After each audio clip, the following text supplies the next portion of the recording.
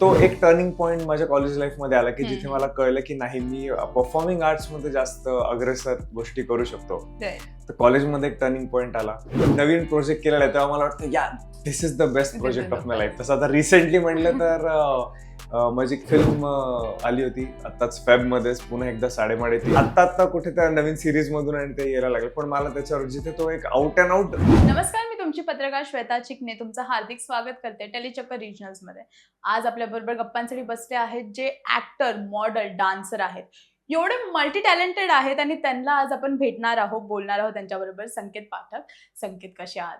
मी खूप मजेत आहे आणि first of all thank you so much की टेलीचक्कर मध्ये तुम्ही मला बोलवलं आणि आपण इथे छान गप्पा मारतोय. हॅपी. बट जेन्युनली कसे आहात? कारण की थोडस आज फ्रेश दिसताय खूप. तर जेन्युनली कसे आहात? नाही, मी जेन्युइनली छान आहे. कदाचित मागच्या वेळेस जेव्हा आपण भेटेलो तेव्हा आपण थोडं दिवसाच्या शेवट भेटलो होतो, म्हणून तोपर्यंत कदाचित माझं असं थोडीशी एनर्जी डाऊन तुम्हाला वाटली असेल. पण नाही, I am good, I am fresh. आणि नवीन उमेदीने जो आपण एक दिवस सुरू करतो, तर त्या उमेदीने दिवस सुरू केलेला आहे, म्हणून ते रिफ्लेक्ट होत आहे कदाचित. राईट. आणि एवढं प्रेम भेटलं, ऑलरेडी खूप प्रेम भेटत होतं तुमच्या, जे तुम्ही काम केलंय ऍक्टर म्हणून, डान्सर म्हणून, रियालिटी शोज केले, की एवढं प्रेम भेटत होतं आणि बिग बॉस मध्ये आल्याच्या नंतर डबल झालं तरी प्रेम. राईट. ती फिलिंग कशी आहे?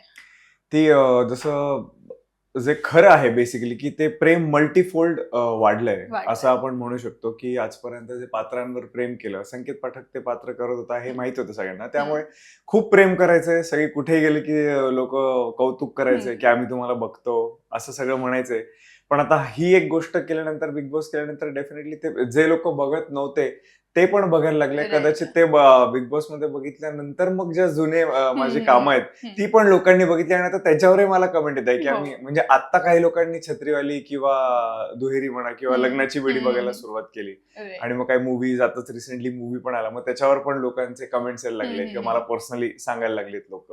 त्यामुळे डेफिनेटली ते प्रेम मल्टीफोल्ड वाढलेलंच आहे आणि त्याचा मला खूप आनंद आहे. राईट. आणि बिग बॉस बद्दल तर आपण बोलूच, पण त्याच्या आधी मला तुझ्या जर्नी बद्दल जाणून घ्यायचं की ह्या इंडस्ट्रीमध्ये तुझी जर्नी कशी स्टार्ट झाली. बिकॉज तू सिरियसली खूप छान काम केले आहेस आणि ते आमच्यापर्यंत पोहोचले सुद्धा आहेत आणि आम्ही संकेत पाठक कोण आहे ते ओळखतो. सो ती जर्नी कशी स्टार्ट झाली? आय गेस जर्नी स्टार्ट होऊन आता बरेच वर्ष झालेत.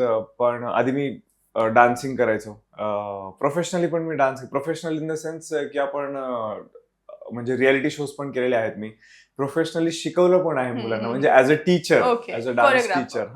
Not as a choreographer but as a instructor म्हणू शकतो. कोरिओग्राफी माझ्यापुरती सीमित होती, पण ते पण केलेलं आहे. पण इव्हेंच्युअली मला पहिल्यापासून माहित होतं की मला ऍक्टर बनायचं आहे. म्हणजे कॅमेरा समोर उभं राहून जे आपण परफॉर्म करतो, डायलॉग्स बोलतो किंवा जे प्ले आउट करतो, स्क्रीन प्लेज असतात, त्याच्यावर मला खूप रस होता. आणि माझ्या घरी पण सगळे तेच म्हणायचे की तू तर हमारा हिरो आहे, तू तर हमारा हिरो आहे. त्यामुळे ती गोष्ट आधीपासूनच डोक्यात होती. आणि मग डान्सिंगचं टॅलेंट एक असल्यामुळे त्याला मी पॉलिश केलं. त्याच्यानंतर मग मुंबईला आलो. मुंबईला जो स्ट्रगल असतो, जो आय एम शुअर सगळ्यांनी केला असेल तोच स्ट्रगल, कारण स्ट्रगल हा कोणालाही चुकलेला नाही, कोणीही असो मग त्याच्यामध्ये. तर तो तिथून सुरू केला आणि मग आय गेस 2012 की 14-12ला, आय गेस 2012ला टुवर्ड्स दी एंड माझी सुरुवात स्टेज वरून झाली. मी ऑलरेडी स्टेज करत होतो, म्युझिकल्स वगैरे करत होतो. मी हायस्कूल म्युझिकल वगैरे अशा गोष्टी केल्या होत्या आणि त्या ऑलरेडी येत होत्या. तर त्याच धर्तीचं इथे एक बॅले, म्युझिकल बॅले बनत होता. अनुप जलोटा आणि संजना ठाकूर यांचा तो बॅले होता, म्युझिकल बॅले. तर ते माझं पहिलं काम होतं मुंबईतलं. मुंबईत आल्यावर ऍज अन ऍक्टर तो कृष्णाचा रोल होता.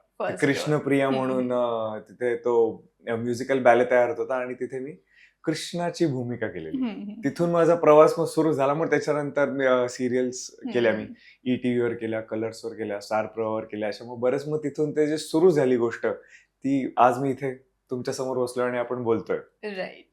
तर असा तुझा प्रवास होता. खूप छान वाटलं ऐकून. पण तुझ्या लाईफचा टर्निंग पॉइंट कुठला होता? लाईक एवढे सगळे तू केले आहेस project, but one project that turn your entire life. I guess ना, जसं आयुष्य आपण जगतो तर त्याच्यामध्ये मल्टिपल टर्निंग पॉइंट्स असू शकतात असं मला वाटतं. माझ्या आयुष्यात नेहमीच टर्निंग पॉइंट आलेला आहे. हो, जसं मी आधी माझं होम टाउन नाशिक आहे, मी नाशिकला होतो. मी खूप प्रयत्न केलेला डिफेन्स फोर्सेस मध्ये जायचा. अच्छा, वाव. हो. तर कारण मला डिफेन्स बद्दल एक वेगळं अफेक्शन आहे असं म्हणू शकतो मी. आणि मला त्या गोष्टी आता जसं तुम्ही मला बघितलं असेल की ते टास्क म्हणा किंवा काही असं हो. उछलकूद वाली गोष्टी असतात ते इनबॉर्न येतं, त्या गोष्टी आहेत माझ्यामध्ये. त्यामुळे मी डिफेन्स मध्ये जाण्याचा पण खूप प्रयत्न केला होता, त्याच्यासाठी अभ्यास केला. पण इव्हेंच्युअली कुठेतरी मी कदाचित तो माइंडसेट माझा नसेल, माझा टुवर्ड्स परफॉर्मिंग आर्ट्स माइंडसेट जास्त होता. तो एक टर्निंग पॉइंट माझ्या कॉलेज लाईफ मध्ये आला की जिथे मला कळलं की नाही, मी परफॉर्मिंग आर्ट्स मध्ये जास्त अग्रेसर गोष्टी करू शकतो. तर कॉलेजमध्ये एक टर्निंग पॉइंट आला.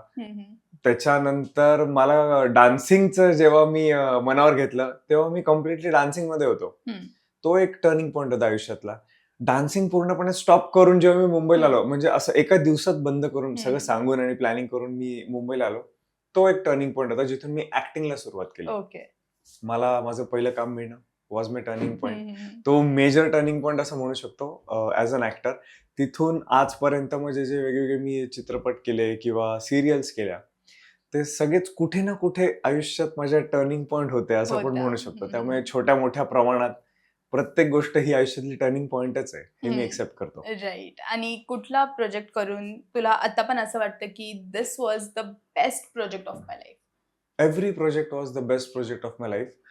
कारण तो एक एक आयुष्यातला एपिसोड होता. बट दरवेळेस जेव्हा मी नवीन प्रोजेक्ट केलेला आहे तेव्हा मला वाटतं yeah this is the best project of my life. तसं आता रिसेंटली म्हणलं तर माझी एक फिल्म आली होती आताच फेबमध्येच, पुन्हा एकदा 3.5.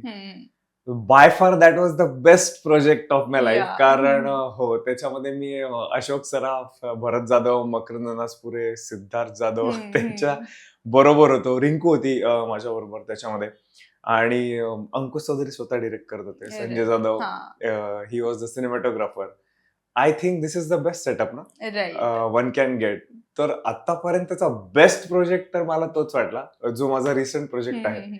आणि इथून पुढे अजून बेस्ट प्रोजेक्ट करण्याची माझी जिद्द आहे. बघू आता काय होतं. आपण पुन्हा एकदा 3.5. सो पुढचे तुमचे काय प्रोजेक्ट आम्हाला अजून नवीन भेटणार बघायला?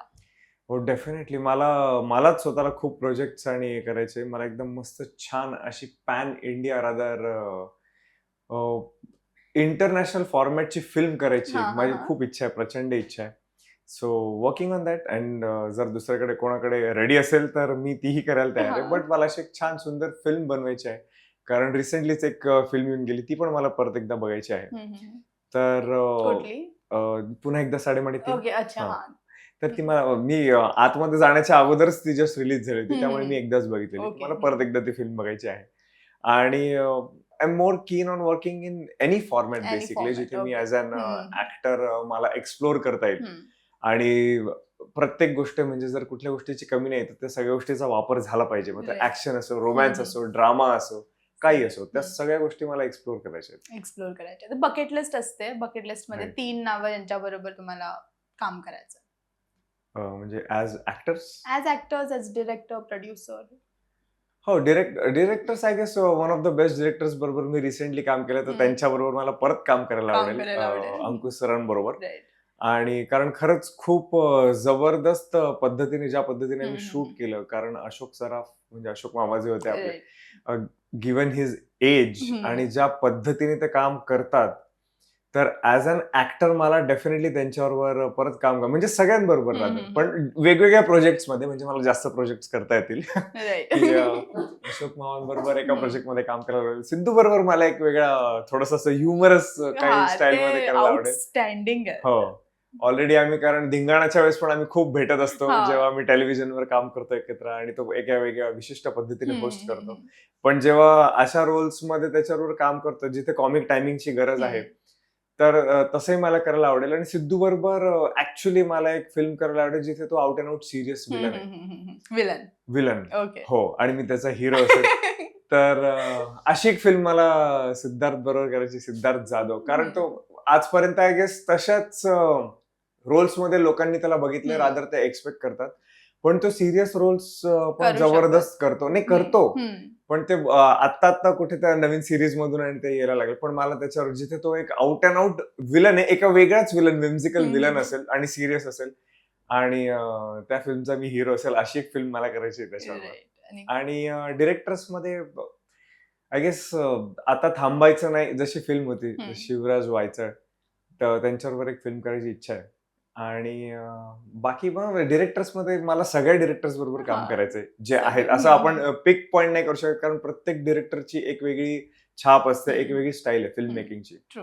त्यामुळे मला एक रोमॅन्टिक फिल्म करायची, मला एक हार्डकोर ऍक्शन फिल्म करायची आहे. हो डेफिनेट नाही. आणि अजून त्याच्यामध्ये त्या फिल्मवर काम करण्यासाठी पण मी स्वतःला तेवढा वेळ देणार, म्हणून फक्त आहे किंवा जे अवेलेबल आहे त्याच्यात नाही, त्याच्यावर काम करून मला ते प्रूव्ह करायचं की नाही आपल्या मराठीमध्ये सुद्धा ह्या लेवलच्या फिल्म बनू शकतात. कारण मराठीमध्ये हार्डकोर ऍक्शन फिल्म नाही आलेली की जी आउट अँड आउट ऍक्शन वर बेस्ड आहे, जिथे हिरो उड्या मारतोय 100 फुटांवरून आणि बाईकचे सिक्वेन्स आहेत किंवा ह्या सगळ्या गोष्टी आहेत. आय थिंक मी खूप इझिली त्या गोष्टी पुल ऑफ करू शकतो आणि त्याला न्याय देऊ शकतो. आणि एक हार्ड कोर ड्रामा फिल्म करायची मला, ज्याच्यामध्ये इमोशन्स आहेत, ज्याच्यामध्ये फॅमिली ड्रामा आहे, फॅमिली व्हॅल्यूज आहेत, आणि आपण एक मेसेजही देतोय कोणाला तरी. तर अशा ह्या 3 फिल्म्स तर मला डेफिनेटली करायच्या. आणि कुठे ना कुठे मराठी इंडस्ट्री टॅलेंटेड आहे, खूप टॅलेंट भरलेला आहे, बट आय डोंट नो की कुठे ना कुठे थोडंसं मागे राहतंय. तेच ऍक्शन फिल्म तुम्ही बोललात की बनत नाहीये, जर बनवली तर खूप चालेल. हो. आणि खूप, कारण की तेच मी बोलले टॅलेंटेड आहे, स्क्रिप्ट रायटिंग, त्यानंतर डिरेक्शन माइंड ब्लोईंग आहे, but right, we need action films. मग कुठे चुकतंय? I don't know. मला वाटलं एक इन्साइट मिळतोय मला आता, नाही काय करायला पाहिजे हे येणार आहे समोर. नाही, ओके, अमेझिंग आहे. जस्ट अजून ऍक्शन फिल्म्स वरती फोकस करायला पाहिजे. I think so. हो. आणि मला पर्सनली आवडतो तो झोन जिथे ऍक्शन आणि रोमॅन्स एकत्र येतात. तर तो खरंच एक चांगला झोन आहे आणि ते बघायला पण खूप रंजक असतं. राईट. तर त्या प्रकारची एक फिल्म डेफिनेटली मला करायची आहे आणि आय एम जस्ट वेटिंग की कधी मी शूट सुरू करेन. आणि खूपच लवकर आम्हाला संकेतकडून ऍक्शन फिल्म भेटणार, धमाकेदार. Action, romance, everything. Let's manifest for that. Yes definitely. Reality shows तू केले आहेत, हो. पुढे पण खूप रियालिटी शोज येतील. Open for that? हो, जसं मी म्हटलं की as an actor or as an artist, you can say as a artist performer, कुठल्याही गोष्टीला नाही म्हणणं हे चुकीचं आहे असं मला वाटतं. की हा, ते करायचं नाही करायचं त्याची वेगळी कारण असू शकतात, पण मी हे करणारच नाही हे बोलणं चुकीचं आहे. कारण आपलं कामच ते आहे ना. म्हणजे considering you also as an, जसं जेव्हा तुम्ही आता मला इंटरव्ह्यू करत आहात, तर तुम्ही इथे कोण बसले ते हे नसाल करत, कॅटेगराईज नसाल करत की तुम्हाला ते तुमचं काम आहे. तसंच एका आर्टिस्टचं काम आहे की जर ही एक गोष्ट आहे जिथे मला परफॉर्म करायचं आहे, तर ती मी करणारच नाही असं बोलणं चुकीचं आहे. हा, कारण वेगवेगळी असू शकतात की का नाही, किंवा दुसरं काम चालू आहे, जे काय असेल ते.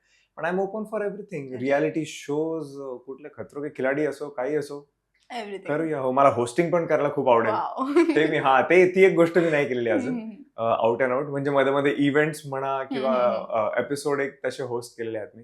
पण मला एक शो पण करायला डेफिनेटली आवडेल, जो माझा शो असेल एक. खूप छान. आम्हाला लवकरच भेटणार आहे ह्या सगळ्या ह्याच्यात. आणि खूप मोठी जर्नी अजून आहे, खूप लांबचा प्रवास आपल्याला अजून करायचा आहे. So all the very best त्याच्यासाठी. आणि खूप छान वाटलं तुझ्या बरोबर गप्पा मारून. फॅन्ससाठी sweet lovely message. Thank you first of all इथे बोलल्याबद्दल. आणि फॅन्स म्हणजे प्रेक्षक आपण म्हणूया त्यांना, ती फॅमिलीच असते आपली ऍक्च्युअली. फॅन्स नाही, फॅम्स ज्याला म्हणतात. फॅमिलीसाठी हाच एक मेसेज की अजून बऱ्याचशा गोष्टी घेऊन येण्याचा प्रयत्न करतो आहे मी, आणि लवकरच तुमच्यापर्यंत पोहोचवण्याचाही प्रयत्न करेन. तर असंच प्रेम देत राहा आणि नवीन नवीन रूपात एक्सेप्ट करत राहा. मी अशी आशा करतो की तुम्हाला नक्कीच येणाऱ्या काळातील गोष्टी आवडतील. धन्यवाद. थँक्यू. नमस्कार, मी संकेत पाठक, तुमचा लाडका अभिनेता, आणि तुम्ही मला पाहत आहात टेलीचक्कर रिजनलवर.